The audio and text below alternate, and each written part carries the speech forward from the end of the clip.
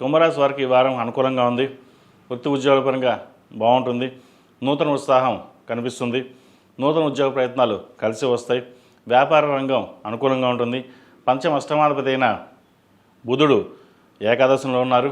అదేవిధంగా లాభాధిపతి ద్వితీయాధిపతి అయిన గురువు పంచమంలో ఉన్నారు. సంతాన సంబంధం విషయ వ్యవహారాలు జాగ్రత్త వహించాలి. అలాగే ఎవరైతే కన్సీవ్ అయ్యారో వాటి విషయంలో కొన్ని జాగ్రత్త వహించాలి. మిస్క్యారీ అవకాశం కూడా లేకపోలేదు. ఆరోగ్యం ఎట్లా శ్రద్ధ వహించడం చెప్పదగినది. అదేవిధంగా మెడికల్ రంగంలో ఉన్నవారికి చాలా అనుకూలంగా ఉంది. భాగస్వామ్య వ్యాపారంలో ఉన్నవారికి ఈ వారం కాస్త లాభాలు వచ్చే విధంగా గ్రహతులు గోచరిస్తోంది. బంధుమిత్రులతో కలిసి పుణ్యక్షేత్రాలని సందర్శిస్తారు. నూతన వ్యాపారాలు ప్రారంభించాలనుకుంటారు. అదేవిధంగా భూ సంబంధించిన విషయ వ్యవహారాలు ఏవైతే ఉన్నాయో నత్తనగా ఉంటుంది. డబ్బును ఆదా చేసుకోవాలి. సేవింగ్స్కి వెళ్ళాలి. ప్రస్తుతానికి ఎటువంటి ఇన్వెస్ట్మెంట్స్ చేయొద్దు. ఉన్నది ఫిక్స్డ్ డిపాజిట్ అయినా చేసుకుని భవిష్యత్తు కోసం ఉంచాలి అన్న భావంతో ఉంటారు. సంతానం మంచి అభివృద్ధిలోకి వస్తారు. సంతానం కోసం చేసే ప్రయత్నాలు కలిసి వస్తుంది. ఎప్పుడో కొన్న స్థలాలు మంచి రేట్ రావడం, అది అమ్మేసి ఇంకో చోట ఇన్వెస్ట్మెంట్ చేద్దాం అనుకుంటారు. ప్రస్తుత కాలమాన ప్రకారం ఉన్న స్థిరాస్తిని అలాగే ఉంచి ఎటువంటి యాక్టివిటీస్ లేకుండా చేయడం అనేది చెప్పదగినది. ఈ రాశిలో జన్మించిన స్త్రీలకు వృత్తి ఉద్యోగాల పరంగా అనుకూలంగా ఉంటుంది.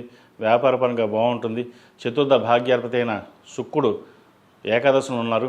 జీవిత భాగస్వామితోటి మాట పట్టింపులు వచ్చే అవకాశం లేకపోలేదు. సప్తమాధిపతి అయిన రవి కూడా ఏకాదశంలో శుక్రుడితో కలుస్తున్నారు. పంచమ అష్టమాధిపతి అయిన బుధుడు ఏకాదశంలో, చతుర్థ భాగ్యాధిపతి అయిన శుక్రుడు కూడా ఏకాదశంలో ఉన్నారు.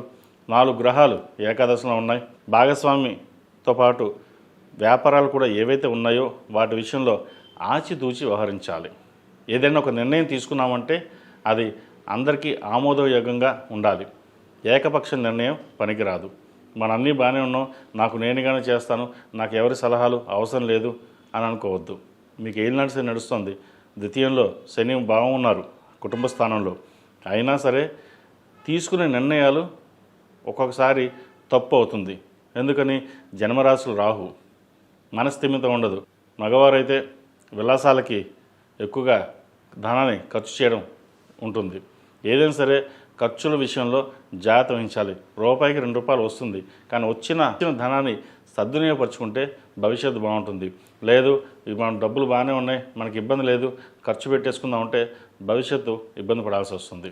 ఏం నడుస్తున్నా బాగున్నా కూడా జన్మరాశిలో రాహు వీరికి అంత అనుకూలంగా లేదు. కాబట్టి రాహు ప్రభావం ఎక్కువగా ఉంటుంది. కాబట్టి సుబ్రహ్మణ్య స్వామి అభిషేకం చేయడం, సుబ్రహ్మణ్య స్వామికి హోమం చేయడం, సుబ్రహ్మణ్య పాశుపత హోమం చేయడం చెప్పదగిన సూచన. ఈ రాశిలో జన్మించిన వారికి కలిసి వచ్చే సంఖ్య 9, కలిసి వచ్చే రంగు నావీ బ్లూ. ఏదైనా పని మీద బయటకు వెళ్ళేప్పుడు శుక్రవారం కానీ బుధవారం అడిగిన వెళ్ళండి, మంచి ఫలితాలు సంప్రాప్తిస్తాయి. ఈ పూజస్టోర్.in పసుపు కుంకుమ నుంచి దేవతా విగ్రహాల దాకా అన్ని రకాల పూజలు, వ్రతాలు, గృహప్రవేశం, హోమాది శుభకార్యాలకు కావాల్సిన పూజా సామాగ్రి అంతా ఒక్కొక్క క్లిక్ తోనే మీ ఇంటి వద్దనే పొందండి. ఈ పూజస్టోర్.in